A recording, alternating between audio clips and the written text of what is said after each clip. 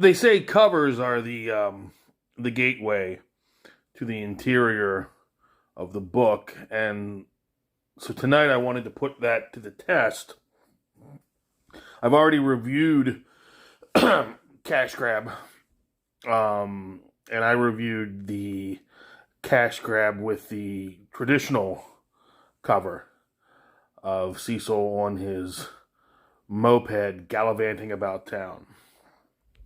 So what I wanted to do tonight is go in through another gateway and see if my experience going through the gateway affected my experience with the text. I chose for tonight's experiment Kelsey Shannon's Human Cecilpede cover. The first thing that the eye is drawn to is the pained expression on the face of John Malin. Jean-Paul Sartre famously said, "Hell is other people." And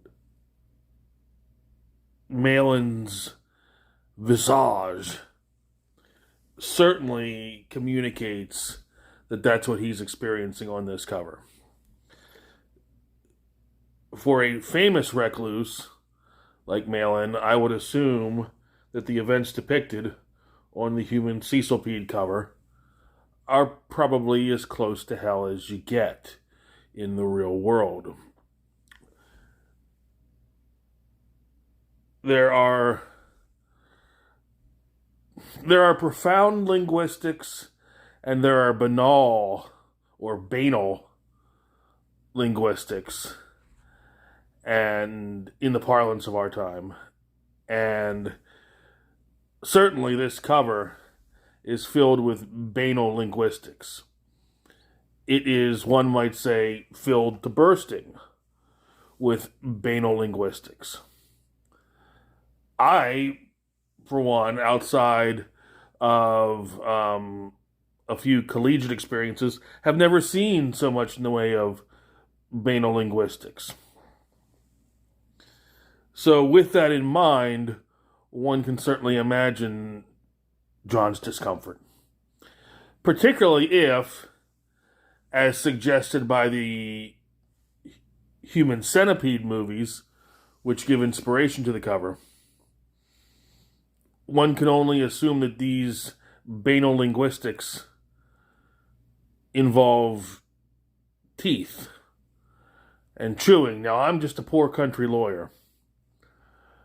I'm not as worldly as others in Comicsgate, but I'm worldly enough to know that teeth play absolutely no role in banal linguistics.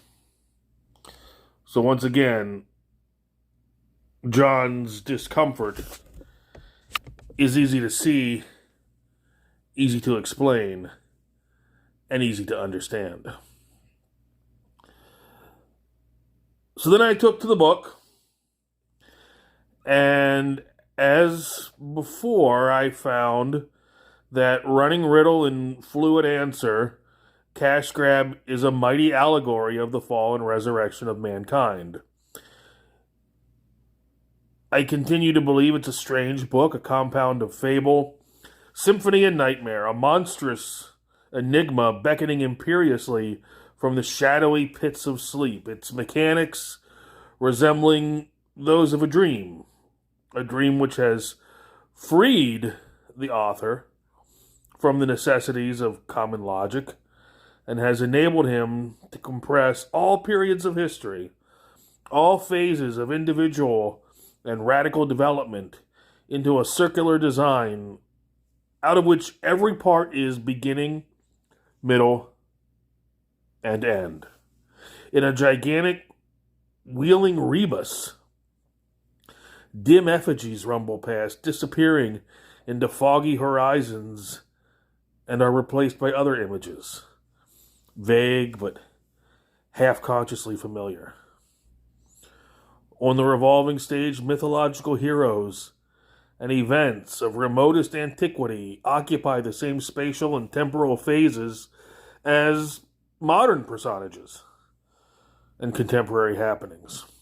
All time occurs simultaneously. Tristram and the Duke of Wellington, Father Adam and Humpty Dumpty merge into a single precept. Multiple meanings are present in every line. Interlocking allusions to key words and phrases are woven like fugal themes into the pattern of the work.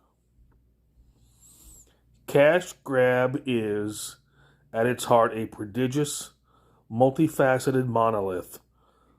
Not only the cauchemar of a New York City citizen,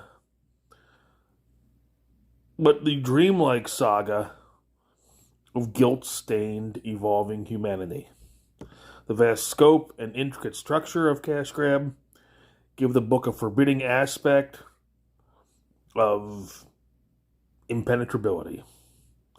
It appears to be a dense and baffling jungle, trackless and overgrown with wanton perversities of form and language. Clearly, such a book is not meant to be idly fingered. It tasks the imagination, exacts discipline and tenacity from those who would march with it. Yet some of the difficulties disappear as soon as the well-disposed reader picks up a few compass points and gets his bearings. Then the enormous map of Cash Grab begins slowly to unfold.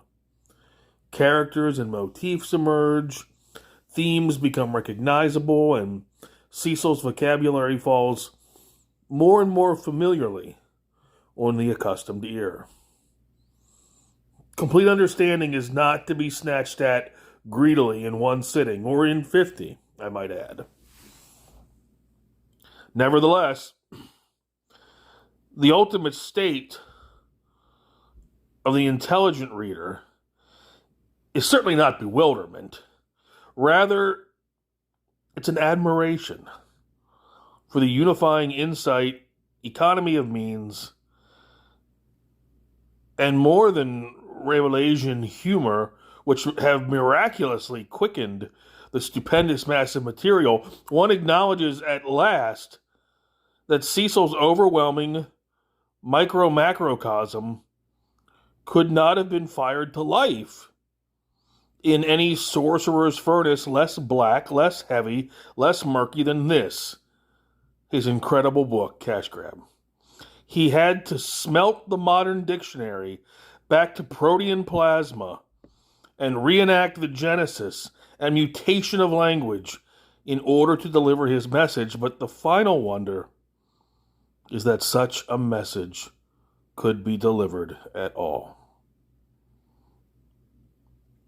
And at its heart, the book tells us teeth have no place in banal linguistics. Thank you.